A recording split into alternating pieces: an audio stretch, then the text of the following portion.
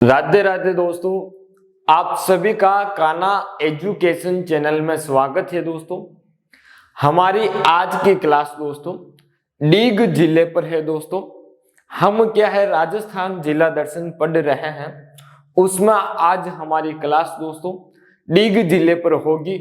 इसके अंदर हम डीग जिले से संबंधित सभी तथ्य भूगोल के, कला संस्कृति के एवं इतिहास के जो परीक्षा की दृष्टि से महत्वपूर्ण है उनको हम दोस्तों क्या है देखेंगे दोस्तों। ठीक है, तो आइए हम क्लास शुरू करते हैं। दोस्तों, इससे पहले मैं कह देता हूं आपको कि यदि आपको क्लास पसंद आए तो क्लास को लाइक करना, चैनल पर पहली बार हो तो चैनल को सब्सक्राइब करना ना भूले दोस्तों, और अच्छा सा कमेंट जरूर करना।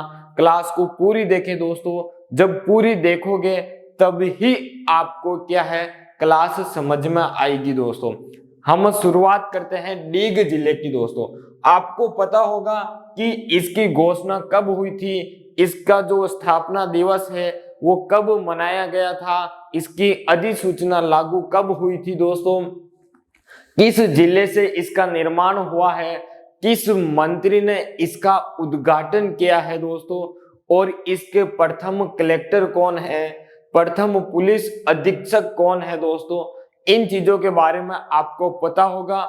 इसलिए हम क्या है इसके अंदर उपखंड व तहसील कितनी है तो हम इनको क्या है सिर्फ एक नजर डालेंगे दोस्तों, और इसके बाद हमारे जो पढ़ना है यहाँ से वो हम पढ़ेंगे। वैसे तो पढ़ना इनको भी है और याद इनको भी करना है, क्योंकि नई चीज है। जब वो पहली बार कोई चीज आती है तो वो क्या है दोस्तों अक्सर छप जाती है।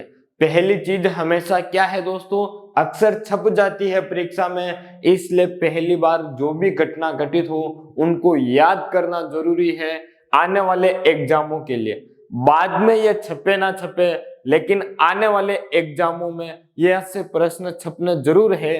प्रत्येक जिले में से लेकर किसी ना किसी एक जिले में से 19 में से किसी ना किसी एक जिले के बारे में कुछ ना कुछ किसी ना किसी एग्जाम में छपने वाला जरूर है दोस्तों। तो बात करूं दोस्तों इस डीग जिले की, किसकी, इस डीग जिले की बात करूं तो डीग जिले की घोषणा दोस्तों 17 मार्च 2023 को हुई थी। कब हुई थी दोस्तों? 17 मार्च 2023 को हुई थी। इसकी जो मंत्रिमंडल मंजूरी है दोस्तों, इसको मंत्रिमंडल मंजूरी 4 अगस्त 2023 को मिली थी। कब मिली दोस्तों? 4 अगस्त 2023 को मिली थी। और बात करूं तो इसकी जो अधिसूचना जारी है यह 6 अगस्त 2023 को मिली थी। जो इसकी अधिसूचना जारी है दोस्तों 6 अगस्त 2023 को जारी हुई कि डीग जिला है। क्या है दोस्तों? डीग जिला है, और डीग जिले के अंदर ये उपखंड होंगे और ये तहसील होगी। इसका जो क्षेत्र है, इसका जो एरिया है ये एरिया होगा डीग जिले के अंदर। ये अधिसूचना जारी हुई थी दोस्तों।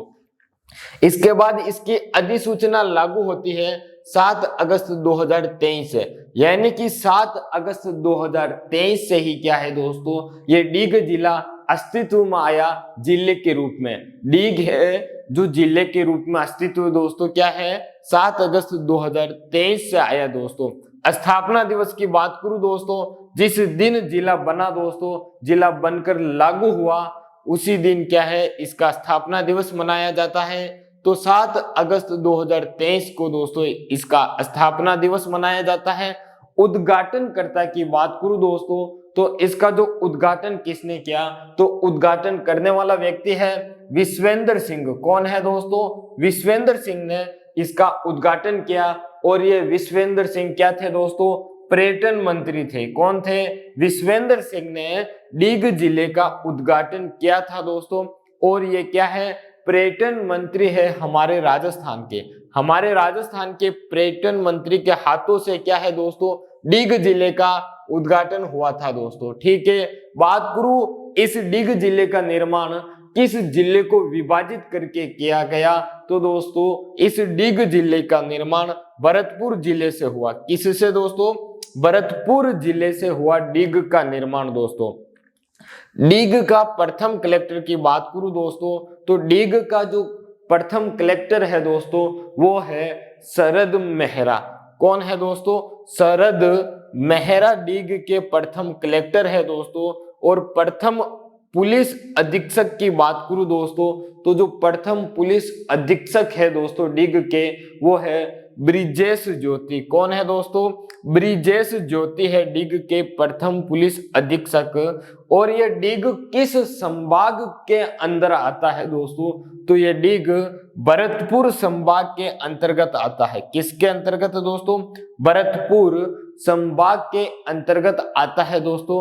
डीग की बात करूं दोस्तों तो ये जो डीग है दो जिलों व अंतरराज्य सीमा बनाता है दोस्तों। डीग सीमा बात करूं अपने राजस्थान के अंदर तो दो जिलों के साथ सीमा बनाता है। और अंतरराज्य की बात करूं दोस्तों तो यह अंतरराज्य के अंदर भी दो राज्यों के साथ सीमा बनाता है दोस्तों। अंतरराज्य की बात करूं दोस्तों तो हरियाणा और उत्तर प्रदेश के साथ सीमा बनाता है। और हमारे राजस्थान के अंदर अलवर व भरतपुर के साथ सीमा अपनी साझा करता है। क्योंकि यह सीमावर्ती जिला है तो अंतरराज्य सीमा भी बनाएगा दोस्तों। तो बात कर लेते हैं इसकी सीमा की दोस्तों। यह सीमा हैदर पाकिस्तान वाली घटना मत जोड़ना। यदि आप ऐसे ही जोड़ते रहे घटनाओं को कि सीमा नाम आया है तो ये तो सीमा हैदर है दोस्तों। सीमा हैदर को अब भूल जाओ, अपनी तैयारी में लग जाओ आने वाली भर्तियों में। यदि आप भी दोस्तों कुछ कर पाओगे, यदि कुछ हासिल कर लिया तो एक नहीं कई सीमा हैदर आपकी हो जाएगी दोस्तों, ठीक है। और कई सचिन आपके हो जाएंगे। लड़कियां सोच रही होगी कि सर ने तो हमारे बारे में कुछ नहीं कहा, तो तुम भी कुछ कर लो। हासिल जब कुछ हो जाएगा आपको तो कई सचिन और कई सीमा हैदर आपको मिल जाएंगे दोस्तों, ठीक है। सीमा की बात चल रही थी तो दो जिलों के साथ क्या है अपनी सीमा साझा करता है। एक तो अलवर और एक भरतपुर के साथ क्या है दोस्तों? अलवर व भरतपुर के साथ सीमा साझा करता है। अंतरराज्य की बात करूं दोस्तों तो हरियाणा और उत्तर प्रदेश के साथ सीमा बनाता है दोस्तों। सीमावर्ती जिला है क्या है दोस्तों? यह सीमावर्ती जिला है, राजस्थान के सीमा पर पाया जाता है दोस्तों। अब मैं डीग के उपखंड की बात करूं तो उपखंड कौन कौन से है दोस्तों देखना। एक डीग है, कुम्हेर है, नगर है, सीकरी, कामा, पहाड़ी। यानी कि जो डीग है इस डीग के अंदर उपखंड कितने हैं दोस्तों? 6 उपखंड है। तहसील की बात करूं तो डीग है, जैनुथर है, कुम्हेर है, रारेह है, नगर है, सीकरी है, कामा है, जुरहरा है, पहाड़ी है। तो तहसील कितनी हुई दोस्तों? तो तहसील इसके अंदर 9 तहसील हुई। कितनी दोस्तों? 9 तहसील हुई। कितनी? 9 तहसील। डीग के अंदर 6 उपखंड व 9 तहसील है दोस्तों, ठीक है। विधानसभा सीटें की बात करूं दोस्तों तो डीग के अंदर 3 विधानसभा सीटें हैं। यानी कि जो डीग जिला है इस डीग जिले से 3 विधानसभा क्षेत्र है दोस्तों। कौन कौन से है देखना। एक तो डीग कुम्हेर है, क्या है दोस्तों? डीग कुम्हेर है, दूसरा कामा है, तीसरा नगर है। डीग कुम्हेर, कामा और नगर क्या है? विधानसभा क्षेत्र है डीग जिले के दोस्तों। अब बात करूं मैं डीग का प्राचीन नाम क्या है। डीग का प्राचीन नाम क्या है दोस्तों? तो डीग का प्राचीन नाम दीर्घापुर है। क्या है दोस्तों? डीग का प्राचीन नाम दीर्घापुर है और यह स्कंद पुराण में मिलता है। दीर्घापुर नाम है दोस्तों, दीर्घापुर डीग का प्राचीन नाम। और ये नाम दोस्तों कहां पर मिलता है? स्कंद पुराण में मिलता है दोस्तों। बात करूं डीग के उपनाम की तो डीग को जल महलों की नगरी कहा जाता है। डीग को जल महलों की नगरी कहा जाता है, फव्वारों की नगरी कहा जाता है, 84 कोसी ब्रिज क्षेत्र कहा जाता है दोस्तों। डीग के जो उपनाम है जल महलों की नगरी, फव्वारों की नगरी, 84 कोसी ब्रिज क्षेत्र आदि इसके क्या है दोस्तों? उपनाम है। बात करूं दोस्तों तो जयपुर नरेश राजा जयसिंह ने, कौन थे दोस्तों? जयपुर के राजा जयसिंह ने 1722 में 1722 में ठाकुर बदन सिंह को डीग का राजा बनाया तथा बदन सिंह को ब्रिजराज की उपाधि दी। दोस्तों जो जयपुर के नरेश थे, जयपुर के महाराजा थे दोस्तों, कौन थे? जय सिंह थे। जयपुर नरेश राजा जय सिंह ने दोस्तों, महाराजा जय सिंह ने क्या है 1722 के अंदर दोस्तों क्या है बदन सिंह को क्या है डीग का राजा बनाते हैं और उनको क्या है दोस्तों एक उपाधि देते हैं, ब्रिजराज की उपाधि। क्या उपाधि देते हैं दोस्तों? ब्रिजराज की उपाधि देते हैं और इनको डीग का राजा बनाते हैं दोस्तों। डीग भरतपुर रियासत की राजधानी हुआ करती थी। किसकी दोस्तों? भरतपुर रियासत की राजधानी हुआ करती थी, परंतु 1733 ईस्वी में भरतपुर को ही राजधानी बना दी दोस्तों। यानी कि जो भरतपुर रियासत थी, इस भरतपुर रियासत की पहले राजधानी क्या दोस्तों? डीग हुआ करती थी। ठीक है, और डीग दोस्तों क्या है, डीग की बात हमने की थी कि डीग का राजा बदन सिंह बना था और इसे ब्रिजराज की उपाधि दी गई थी, 1722 के अंदर बना था दोस्तों। अब बात करें तो आगे बढ़ने से हमें क्या पता चलता है और तथ्य देखते हैं दोस्तों। इस डीग के बारे में हम बात कर रहे थे दोस्तों भरतपुर रियासत। इस भरतपुर रियासत की पहली राजधानी दोस्तों डीग है। डीग के पहले राजा बदन सिंह है दोस्तों। फिर 1733 के अंदर क्या है डीग को राजधानी से हटाकर दोस्तों क्या है भरतपुर को ही राजधानी बना दी। अब हम बात करें डीग को भरतपुर राज्य की पहली राजधानी बदन सिंह ने बनाई थी दोस्तों। ये जो डीग है, इस डीग को भरतपुर राज्य की पहली राजधानी बदन सिंह ने बनाई दोस्तों। इसके लिए क्या खुशी की बात होगी, आप सोचो कि वो व्यक्ति ये है जिसने किसी रियासत की पहली राजधानी इसने बनाई हो। यदि दोस्तों आप सोचो कि आप जिस एग्जाम की तैयारी कर रहे हो और उस एग्जाम में यदि आप फर्स्ट आते हो तो आपकी क्या खुशी होगी दोस्तों। आप ऐसा कार्य कर लेते हो जिसने कोई कार्य नहीं किया है दोस्तों पहले वैसा कार्य, तो क्या वो इतिहास नहीं बनता कार्य। जैसे आप सोचो कि जो चंद्रयान 3 है दोस्तों वो सही जगह लैंडिंग कर पाया दोस्तों, तो क्या हम चंद्रयान 3 के बारे में पढ़ते हैं तो उस वैज्ञानिक के बारे में नहीं पढ़ते? क्या जिसने उसको बनाया है उसके साथ काम क्या है उसके बारे में भी पढ़ते हैं ना, क्योंकि उसने तो पहली बार काम किया है सफलता से क्या है चंद्रमा पर चंद्रयान 3 को दोस्तों क्या है दक्षिण ध्रुव की ओर क्या है दोस्तों लैंडिंग करवाया। यानी कि पहला कार्य कोई भी हो दोस्तों वो इतिहास रचता है। चाहे पहली मोहब्बत हो दोस्तों, यदि मोहब्बत भी शानदार हो और हम सबर भी अच्छा मिले तो मोहब्बत भी दोस्तों क्या है इतिहास रच जाती है दोस्तों। ठीक है, अब हम बात करें ठाकुर बदन सिंह जाट के शासनकाल में। ये जो ठाकुर बदन सिंह जाट है इनके शासनकाल में क्या क्या हुआ दोस्तों, जो महत्वपूर्ण बात है उनको देखते हैं दोस्तों। तो इनके शासनकाल में दोस्तों एक तो कुम्हेर, डीग एवं भरतपुर के किलों का निर्माण करवाया गया। जो ठाकुर बदन सिंह है इनके शासनकाल में, यानी कि ये जो शासक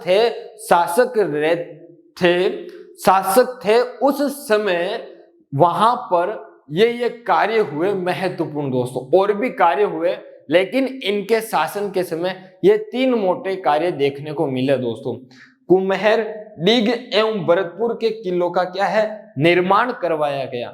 मैंने अभी तक आपको ये नहीं बताया कि बदन सिंह ने इनका निर्माण करवाया, मैंने आपको सिर्फ इतना बताया कि बदन सिंह के शासनकाल में, यानी कि जो भरतपुर रियासत है उस भरतपुर रियासत के दोस्तों कौन थे डीग थे ये, और भरतपुर रियासत की राजधानी डीग थी, उसके राजा बदन सिंह थे, उनके समय में ये कार्य हुआ दोस्तों।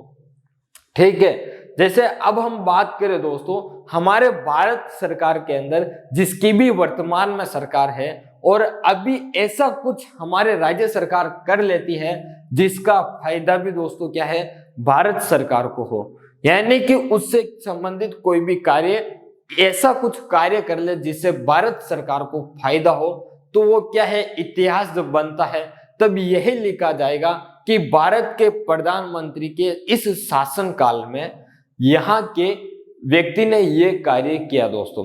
तो बात यही है कि जो डीग है उसके शासक तो थे दोस्तों बदन सिंह, लेकिन इनके शासन में कोई ऐसा व्यक्ति था जिसने क्या है इनका निर्माण कार्य करवाया। स्वयं भी है इन्होंने एक दुर्ग का या और दुर्ग का निर्माण करवाया, उसकी चर्चा आगे करूंगा दोस्तों।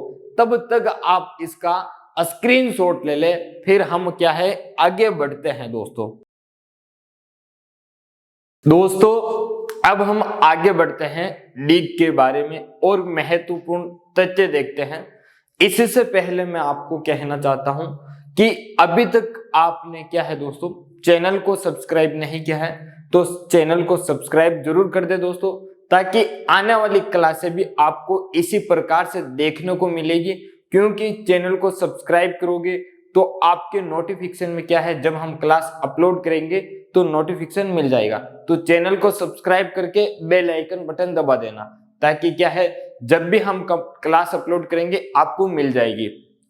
अब हम बात करें तो डीग जिले के अंदर दोस्तों क्या है एक नदी बहती है। क्या बहती है दोस्तों? एक नदी बहती है, उसका नाम है रूपा रेल नदी। क्या नाम है दोस्तों?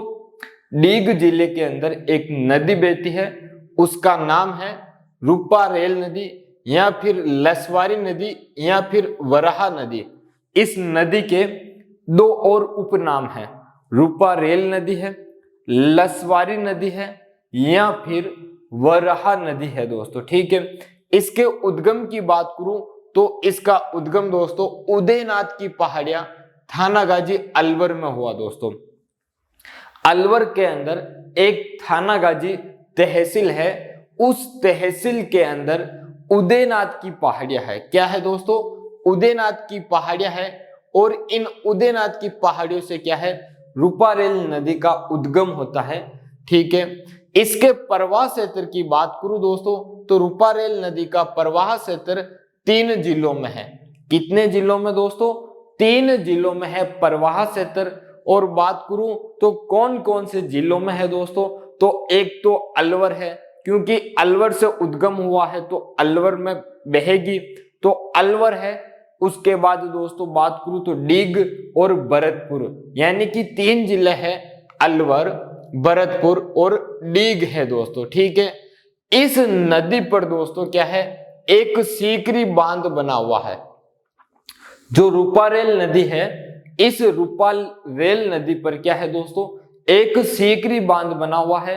ये सीकरी डीग के अंदर है। कहां पर दोस्तों? ये जो सीकरी बांध है ये सीकरी डीग में है दोस्तों। ठीक है, इस नदी के किनारे रूपा रेल नदी के किनारे दोस्तों डीग के अंदर क्या है डीग के जल महल है। नदी के किनारे क्या है दोस्तों? डीग के जल महल है डीग में। ठीक है दोस्तों, इस नदी पर मोती झील है जो भरतपुर के अंदर है। क्या है दोस्तों?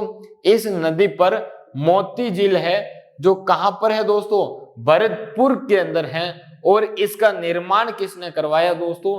तो इस भरतपुर के अंदर जो मोती झील है रूपा रेल नदी के किनारे दोस्तों, रूपा रेल नदी पर, तो इस झील का निर्माण महाराजा सूरजमल जाट ने करवाया था। किसने करवाया दोस्तों? महाराजा सूरजमल जाट ने करवाया था। और बात करूं तो ये जो मोती झील है, इस मोती झील को दोस्तों क्या है भरतपुर की जीवन रेखा कहा जाता है। क्या कहा जाता है दोस्तों? भरतपुर की जीवन रेखा कहा जाता है इस झील को दोस्तों। कुछ कुछ ऐसी बातें होती हैं जिनको हम सोचते हैं कि इस झील को भरतपुर की जीवन रेखा क्यों कहा जाता है दोस्तों।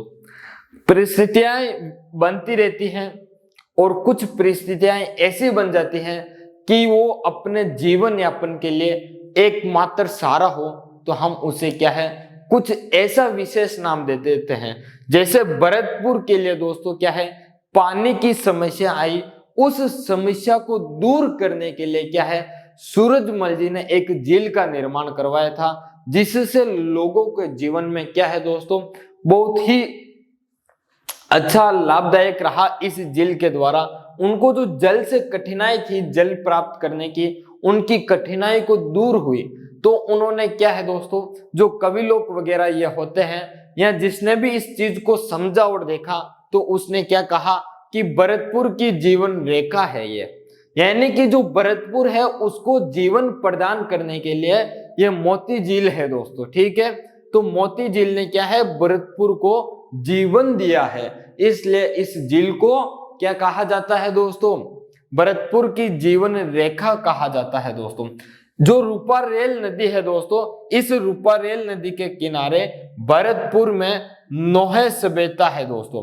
क्या है, भरतपुर के अंदर रूपा रेल नदी के किनारे एक नोहे सभ्यता है दोस्तों, और ये नोहे सभ्यता लोहे युगीन सभ्यता है। कौन सी है दोस्तों, लोहे युगीन सभ्यता है, यानी कि लोहे युग की सभ्यता है नोहे सभ्यता, ठीक है दोस्तों। और बात करूं तो ये जो रूपा रेल नदी है इसकी एक सहायक नदी है। क्या है दोस्तों, एक सहायक नदी है, और उस नदी का नाम है कुकुंद।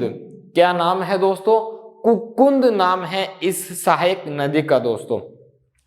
यह तो हुई रूपा रेल नदी दोस्तों। अब हम क्या है, इस रूपा रेल नदी को अलवर और भरतपुर में पढ़ेंगे तो हल्का फुल्का पढ़ेंगे, या फिर यूं कहेंगे कि रूपा रेल जो नदी है वो यहां से बहती हुई आगे बढ़ती है, या इनमें से कोई तथ्य छूट गया है और हम क्या है तो वहां पर लेके पढ़ लेंगे उस जिले से, ठीक है। अब हम आगे बढ़े तो आगे आता है कि सफेद संगमरमर की मूर्तियां बनाने का काम दोस्तों। जो सफेद संगमरमर है उस सफेद संगमरमर की मूर्तियां बनाने का काम दोस्तों डीग जिले में होता है, कामा व सीकरी के अंदर। कामा व सीकरी के अंदर क्या है, सफेद संगमरमर की मूर्तियां बनाने का काम किया जाता है। जिला पूछे तो डीग और स्थान पूछे तो कामा व सीकरी करना दोस्तों। आगे बढ़े तो सन 1985 के अंदर दोस्तों क्या है, सन 1985 में डीग में गोली कांड हुआ था दोस्तों। सन 1985 के अंदर डीग के अंदर दोस्तों क्या है, एक गोली कांड हुआ है, और उस गोली कांड के अंतर्गत क्या है, जो हमारे भरतपुर के राजा मान सिंह है, उनकी क्या है दोस्तों, मृत्यु हो जाती है इस गोली कांड के कारण। भरतपुर शासक मान सिंह की मृत्यु हो जाती है, और इस गोली कांड के कारण, इन शासक की मृत्यु होने के कारण दोस्तों हमारे राजस्थान के शिवचरण माथुर क्या थे, मुख्यमंत्री थे। जो हमारे राजस्थान के मुख्यमंत्री, तत्कालिक मुख्यमंत्री की बात करूं उस समय दोस्तों तो शिवचरण माथुर थे। कौन थे दोस्तों, शिवचरण माथुर थे। इन्होंने अपने मुख्यमंत्री पद से, यानी कि ये जो मुख्यमंत्री थे इनका जो पद था उस पद से इन्होंने क्या किया दोस्तों, इस्तीफा दे दिया। क्या किया, मुख्यमंत्री पद से इस्तीफा दे दिया, ठीक है। डीग जिले से दोस्तों दिल्ली मुंबई एक्सप्रेसवे गुजरता है दोस्तों। जो डीग जिला है इस जिले से दोस्तों क्या है, दिल्ली मुंबई एक्सप्रेसवे गुजरता है दोस्तों, यानी कि जो नेशनल हाईवे है, राष्ट्रीय राजमार्ग, वो गुजरता है दोस्तों दिल्ली मुंबई से दोस्तों, ठीक है। अब हम बात करें तो बागड़ी दोस्तों, अगले तथ्य पर चले तो ये बागड़ी आता है। बागड़ी क्या है दोस्तों, बागड़ी एक भेड़ की नस्ल है। क्या है दोस्तों, बागड़ी एक भेड़ की नस्ल है, और हमारे राजस्थान के अंदर क्या है, मेवात क्षेत्र में पाया जाता है। राजस्थान के अंदर दोस्तों मेवात क्षेत्र, और मेवात क्षेत्र किसे कहा जाता है दोस्तों राजस्थान के अंदर, तो अलवर भरतपुर के को कहा जाता है मेवात, ठीक है। तो बागड़ी है ये भेड़ की नस्ल है दोस्तों, मेवात क्षेत्र में पाई जाती है। बात करूं दोस्तों डीग के जल महल की, किसकी, इस डीग के जल महल की बात करूं तो ये डीग के अंदर है। कहां पर दोस्तों, डीग के जल महल डीग के अंदर है। बात दोस्तों ये जो डीग है ये भव्य जल महलों के लिए प्रसिद्ध है दोस्तों। हम जिस डीग जिले की बात कर रहे हैं ये डीग क्या है दोस्तों, भव्य जल महलों के लिए प्रसिद्ध है दोस्तों। इस डीग को क्या कहा जाता है दोस्तों, तो इस डीग को जल महलों की नगरी कहा जाता है दोस्तों। आगे बात करूं तो जल महलों का निर्माण दोस्तों, जल महलों का निर्माण किसने करवाया? तो यह निर्माण 1755 ईस्वी में शुरुआत हुई थी। डीग के जल महलों के निर्माण की बात करूं दोस्तों तो 1755 ईस्वी में तो क्या है इसकी शुरुआत हुई थी, और यह शुरुआत बदन सिंह द्वारा की गई थी। किसके द्वारा दोस्तों? बदन सिंह द्वारा की गई थी, जो हमारे डीग के पहले दोस्तों क्या है राजा बने थे, उनके द्वारा शुरुआत की गई थी दोस्तों।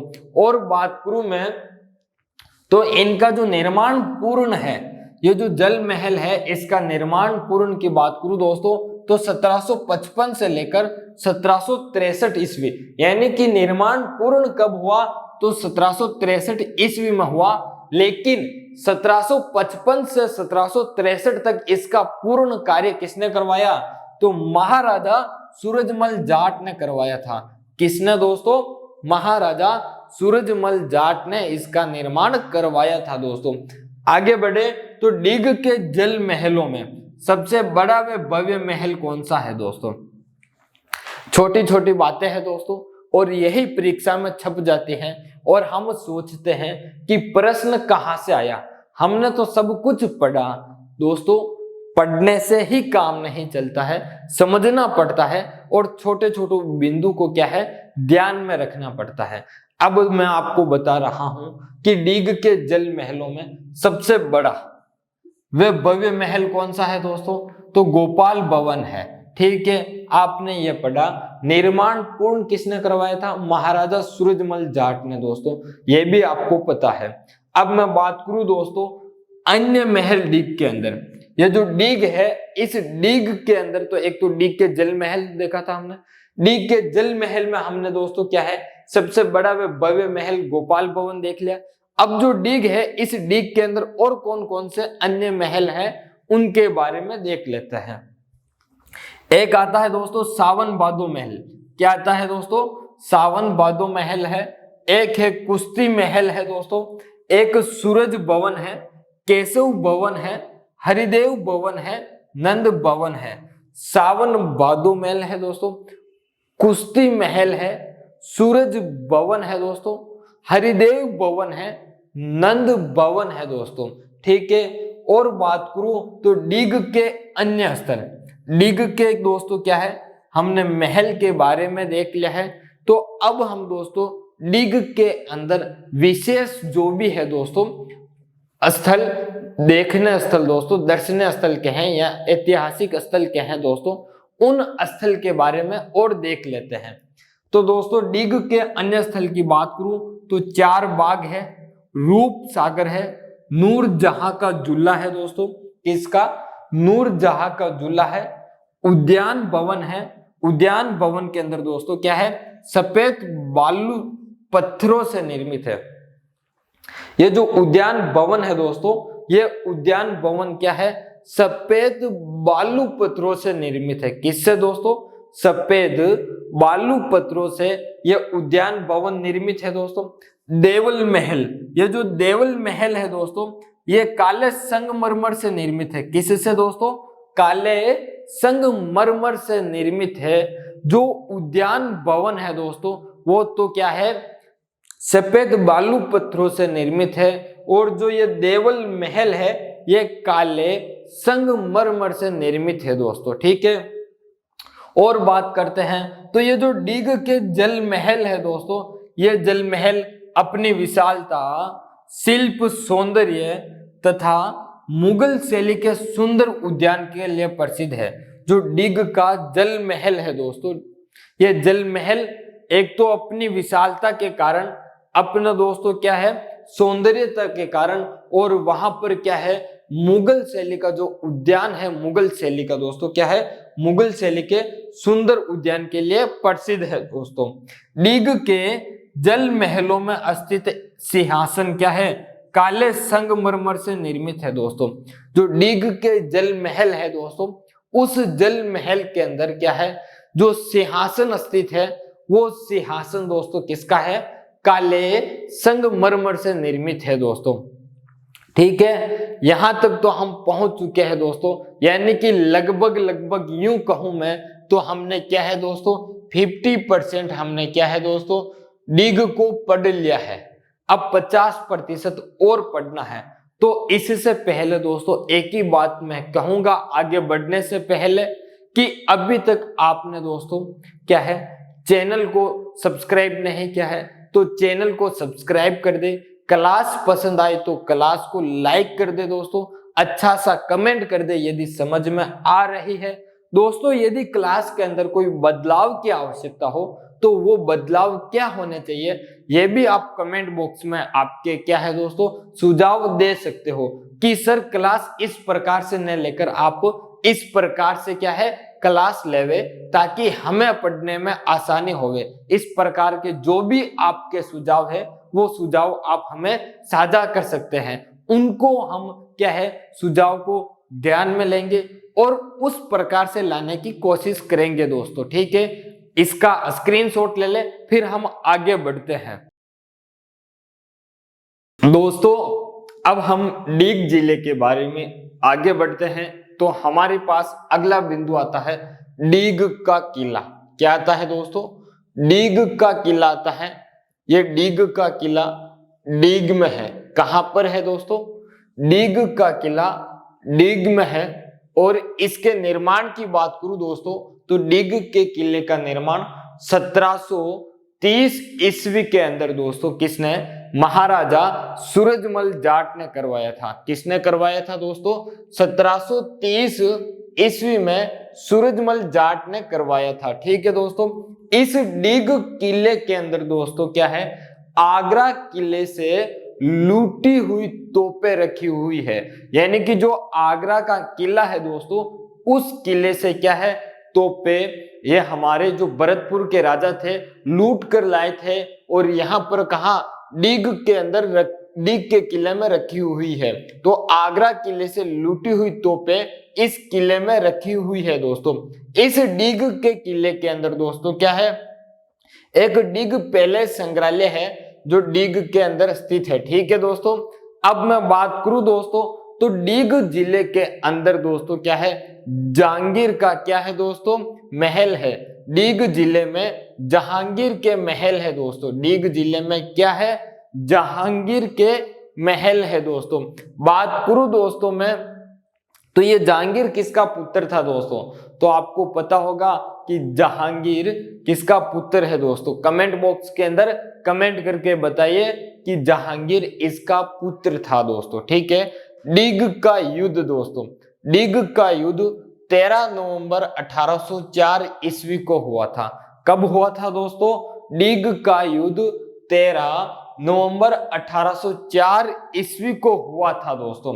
मेजर जनरल फेजर व यशवंत राय होलकर मराठा के मध्य हुआ था। किसके दोस्तों? मेजर जनरल फेजर व यशवंत राय होलकर मराठा के मध्य युद्ध हुआ था दोस्तों। और यशवंत राय होलकर मराठा का साथ दोस्तों किसने? महाराजा रणजीत सिंह ने दिया था। जब महाराजा रणजीत सिंह यशवंत राय होलकर मराठा के साथ मिले तब क्या हुई दोस्तों? इस मेजर जनरल फायर की क्या हुई दोस्तों? हार हुई थी। क्या हुई थी? हार। और इनकी क्या हुई दोस्तों? विजय हुई थी, ठीक है। बात करें आगे तो डीग के अंदर दोस्तों क्या है एक कुम्हेर तहसील आती है। इस कुम्हेर के अंदर क्या क्या विशेष बात है वो देखते हैं हम दोस्तों। तो पहले दोस्तों देखें तो एक आता है प्राचीन नाम कुम्हेर का। तो प्राचीन नाम की बात करूं कुम्हेर का तो कुबेरपुर आता है। क्या आता है दोस्तों? कुबेरपुर नाम आता है। और इसकी मैं स्थापना की बात करूं कुम्हेर की तो दोस्तों इसकी स्थापना 1704 में की गई थी। और किसने की थी दोस्तों? तो जाट सरदार कुंभ ने की थी। किसने? जाट सरदार कुंभ ने 1704 ईस्वी में दोस्तों किसकी? इस कुम्हेर की स्थापना की थी दोस्तों, ठीक है। इस कुम्हेर के अंदर दोस्तों किशोरी महल है। किशोरी महल कहां पर है दोस्तों? कुम्हेर के अंदर है दोस्तों।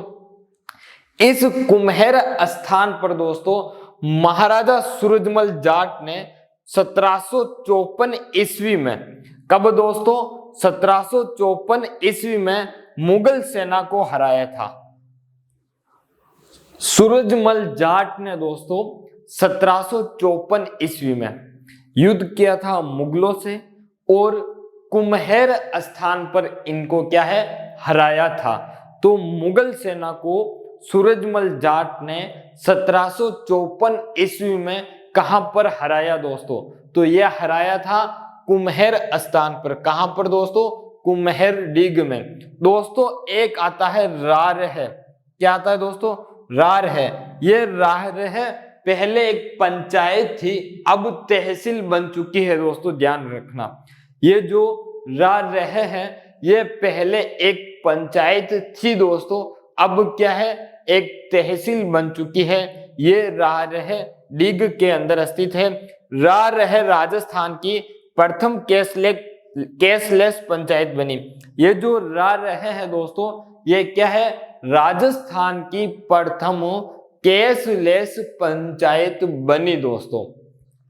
अब हम आगे बढ़े तो आगे बढ़ने पर हमारे पास दोस्तों कामा स्थान आता है। क्या आता है दोस्तों? कामा डीग। यानी कि कामा के बारे में विशेष बिंदु क्या है जो हमारे कला संस्कृति भूगोल और इतिहास को दोस्तों क्या है मद्देनजर रखते हुए विशेष बिंदु इनकी चर्चा करते हैं दोस्तों। तो दोस्तों कामा के बारे में कहा जाता है कि महाभारत काल से भी पूर्व स्थापित है। ये जो कामा है ये कामा जो महाभारत काल था उससे भी पूर्व स्थापित क्या है नगर था दोस्तों। ठीक है, ये कामा ब्रिज मंडल के 12 पवित्र स्थलों में से, जो दोस्तों ब्रिज मंडल है उस ब्रिज मंडल के 12 पवित्र स्थल है। कितने दोस्तों? 12 पवित्र स्थल हैं। उन पवित्र स्थलों में से एक स्थल कामा भी है। क्या है दोस्तों? एक स्थल कामा भी है। ठीक है, बात करूं दोस्तों तो ब्रिज यात्रा मेला बढ़ता है और ये ब्रिज यात्रा मेला कहां पर बढ़ता है दोस्तों? तो डीग के अंदर बढ़ता है, या यूं कहे तो कामा डीग में बढ़ता है ब्रिज यात्रा मेला दोस्तों। और ये मेला माघ कृष्ण द्वादशी से माघ शुक्ल द्वादशी तक चलता है। यानी कि माघ महीने की कृष्ण पक्ष की द्वादशी यानी कि 12 से प्रारंभ होता है, माघ महीने के शुक्ल पक्ष के दोस्तों क्या है द्वादशी यानी कि 12 तक चलता है। लगभग दोस्तों क्या है 15 दिन पूरे करता है दोस्तों। 12 से 12 चले दोस्तों तो 16 दिन होते हैं। कितने? यानी कि ये ब्रज यात्रा मेला 16 दिन चलता है। ठीक है दोस्तों, नवीं सदी के एक अभिलेख में, यानी कि जो नवीं सदी का एक अभिलेख है दोस्तों, उस अभिलेख के अंदर इस कामा का नाम प्राप्त हुआ है काम्यंक। क्या नाम दोस्तों? एक अभिलेख है नवीं सदी का, उस अभिलेख में दोस्तों इस कामा का नाम काम्यंक मिलता है। क्या मिलता है? उस अभिलेख में काम्यंक नाम मिलता है दोस्तों। गोकुल चंद्र मंदिर है दोस्तों। ये जो कामा है उस कामा के अंदर दोस्तों एक मंदिर है, उस मंदिर का नाम है गोकुल चंद्र मंदिर। ये कामा डीग में है। ये दोस्तों क्या है? ये जो हमारा वल्लभ संप्रदाय है उससे संबंधित है। ठीक है, एक मंदिर और है दोस्तों मदन मोहन जी का मंदिर। ये मदन मोहन जी का मंदिर भी कामा डीग में है और ये वल्लभ संप्रदाय का मंदिर है। मदन मोहन जी का मंदिर दोस्तों कामा डीग के अंदर है और ये मंदिर वल्लभ संप्रदाय का है दोस्तों। और जो गोकुल मंदिर है, ये गोकुल चंद्र मंदिर, ये वल्लभ संप्रदाय से संबंधित है और ये वल्लभ संप्रदाय का है दोस्तों। आगे बात करूं तो गंगा दशहरा मेला। गंगा दशहरा मेला दोस्तों कामा डीग में बढ़ता है। कहां बढ़ता है दोस्तों? कामा डीग में बढ़ता है और ये मेला ज्येष्ठ शुक्ल सप्तमी को बढ़ता है। कब बढ़ता है दोस्तों? तो ये मेला ज्येष्ठ शुक्ल सप्तमी को बढ़ता है दोस्तों। ठीक है, और बात करूं दोस्तों तो भोजन थाली का मेला। क्या दोस्तों? भोजन थाली का मेला कामा में बढ़ता है। कहां बढ़ता है दोस्तों? भोजन थाली का मेला कामाडीग के अंदर बढ़ता है और ये मेला भाद्रपद पूर्णिमा को बढ़ता है। यह मेला भोजन थाली का मेला कामाडीग में बढ़ता है, भाद्रपद पूर्णिमा को बढ़ता है दोस्तों। बात करें तो कामेश्वर महादेव का मंदिर भी दोस्तों कहां पर है? कामाडीग में है। कहां पर दोस्तों? कामेश्वर महादेव का मंदिर कामाडीग के अंदर है दोस्तों। और बात करो तो कृष्ण जन्माष्टमी महोत्सव कहां पर मनाया जाता है दोस्तों? ये जो कृष्ण जन्माष्टमी या जन्माष्टमी महोत्सव की बात करूं दोस्तों, तो ये जन्माष्टमी महोत्सव की बात करूं तो ये डीग जिले में मनाया जाता है। कहां पर दोस्तों? डीग जिले के अंदर मनाया जाता है। सतवास का सूर्य मंदिर दोस्तों, जो सतवास का सूर्य मंदिर है सतवास के अंदर, यह डीग जिले में है दोस्तों। सतवास का सूर्य मंदिर डीग जिले में है, ठीक है। और बात करूं दोस्तों तो राजस्थान में नौटंकी के जनक, जो नौटंकी होती है दोस्तों, उस नौटंकी के राजस्थान के जनक कौन है? जो राजस्थान में नौटंकी है उसके जनक की बात करूं दोस्तों तो उसके जनक है भूरीलाल। कौन है दोस्तों? भूरीलाल है और ये डीग जिला के है। कहां के है दोस्तों? भूरीलाल जी है और ये डीग जिला के है, राजस्थान के नौटंकी के जनक दोस्तों।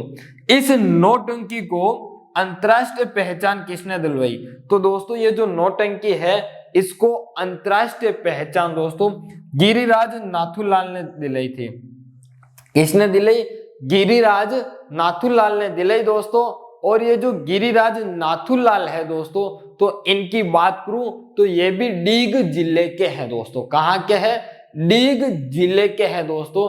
आपसे मैं फिर अनुरोध करता हूं कि यदि आपको क्लास पसंद आए तो क्लास को लाइक करें, चैनल पर पहली बार हो तो चैनल को सब्सक्राइब करना ना भूले दोस्तों, क्योंकि यदि आप चैनल को सब्सक्राइब करते हो, क्लास को लाइक करते हो दोस्तों, तो उससे क्या है, हमारा मनोबल बना रहता है कि हमारे द्वारा जो क्लास दी जा रही है विद्यार्थियों को, वो उनको पसंद आ रही है, समझ में आ रही है।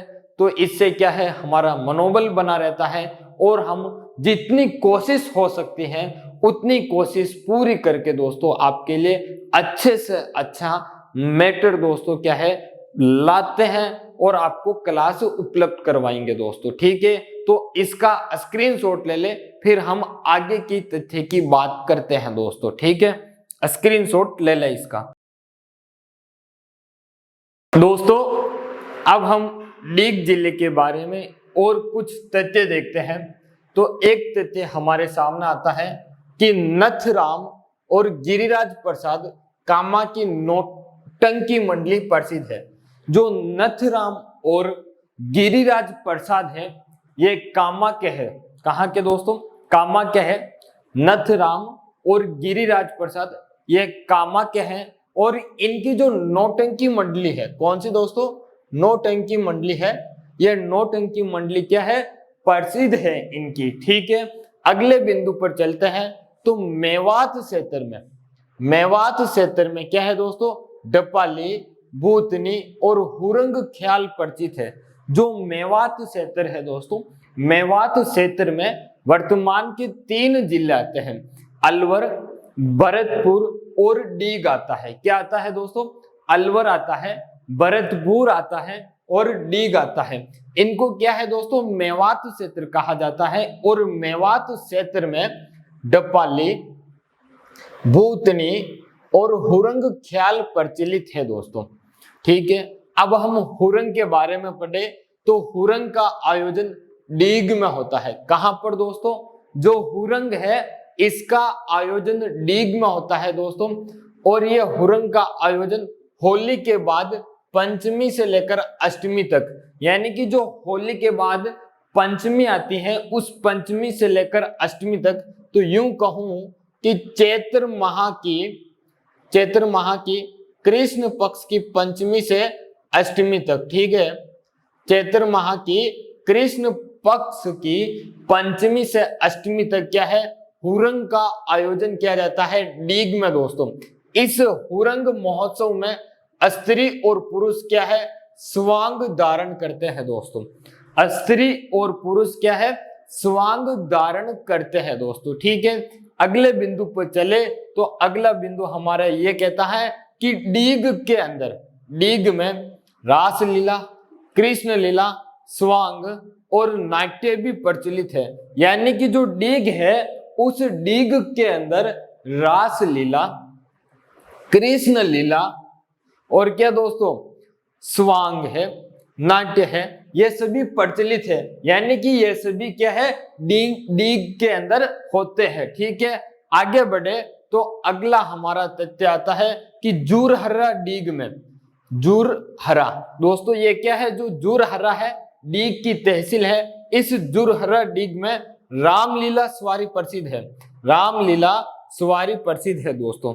आपसे परीक्षा में पूछ ले कि जो रामलीला सवारी है वो कहाँ की प्रसिद्ध है, तो दोस्तों बताना कि ये जूरहरा डीग की प्रसिद्ध है। ठीक है, ब्रिज महोत्सव दोस्तों डीग में मनाया जाता है। ये जो ब्रिज महोत्सव है, ब्रज महोत्सव, कौन सा महोत्सव दोस्तों, ये जो ब्रज महोत्सव है, ये ब्रज महोत्सव डीग के अंदर मनाया जाता है, फरवरी माह में मनाया जाता है। ब्रज महोत्सव दोस्तों फरवरी माह में मनाया जाता है या फिर होली के अवसर पर मनाया जाता है। और होली का अवसर दोस्तों कब आता है, तो यह आता है फरवरी मार्च के अंदर दोस्तों। ठीक है, तो जो डीग के अंदर ब्रज महोत्सव मनाया जाता है वो फरवरी माह में, और त्योहार पूछ ले तो होली के अवसर पर। ठीक है दोस्तों, जन्माष्टमी के दिन, जन्माष्टमी के दिन कृष्ण लीला डीग की प्रसिद्ध है दोस्तों।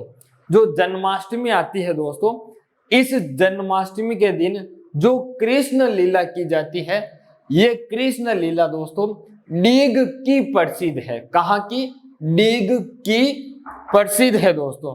आगे बात करूं तो बम नृत्य, ये बम नृत्य को दोस्तों बम रसिया भी कहा जाता है।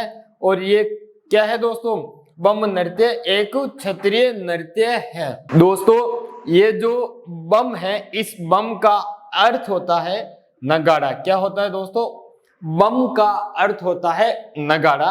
अब हम बात करें मेवात क्षेत्र की, किसकी दोस्तों, मेवात क्षेत्र। तो मेवात क्षेत्र क्या है, अलवर, भरतपुर, डीग।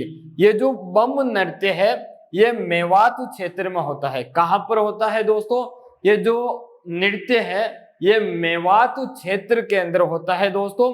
और ये नृत्य केवल पुरुषों द्वारा होली पर रसिया गीत के साथ किया जाता है। और उस रसिया गीत में दोस्तों क्या है, नगाड़ा वाद्य यंत्र का प्रयोग किया जाता है। किसका, नगाड़ा वाद्य यंत्र का प्रयोग किया जाता है।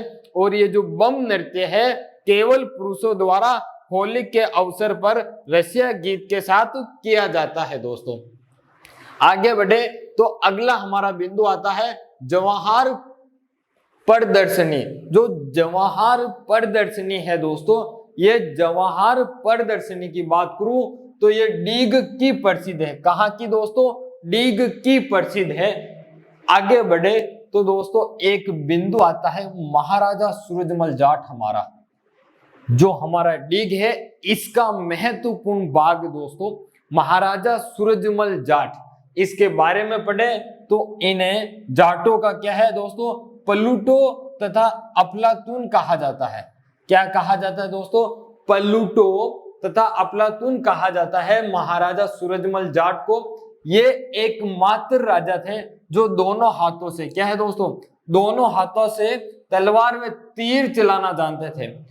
महाराजा सूरजमल जाट एकमात्र ऐसे राजा थे जो अपने दोनों हाथों से दोस्तों क्या है, तलवार चलाना और तीर चलाना जानते थे। ठीक है, और बात करूं तो इन्होंने 12 जून 1761 को 12 जून 1761 को यानी कि आगरा किले पर अधिकार कर लिया। जो 12 जून 1761 है, 1761 को आगरा किले पर अधिकार किया। यानी कि जो आगरा किला था उस पर अपना स्थापित्य क्या है दोस्तों, बना दिया था। ठीक है, सूरजमल की हत्या अफगान सैनिक मोहम्मद खान बलूच ने की थी।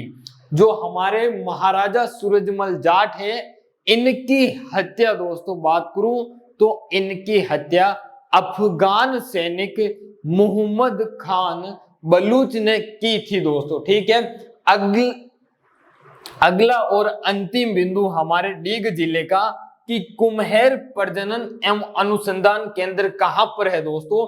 तो कुम्हेर प्रजनन अनुसंधान केंद्र की बात करूं दोस्तों तो यह है अपने कुम्हेर केंद्र। कहां पर दोस्तों?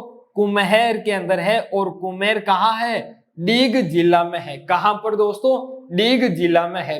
कुम्हेर प्रजनन एवं अनुसंधान केंद्र कुम्हेर डीग जिला में है दोस्तों। ये हमारा डीग जिला दोस्तों क्या है?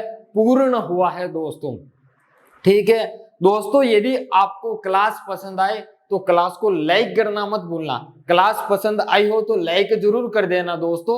और क्या करना है, साथ ही साथ अच्छा सा कमेंट बॉक्स में कमेंट कर देना है क्लास समझ में आई हो और पसंद आई हो दोस्तों। तो चैनल पर पहली बार हो तो चैनल को सब्सक्राइब कर देना।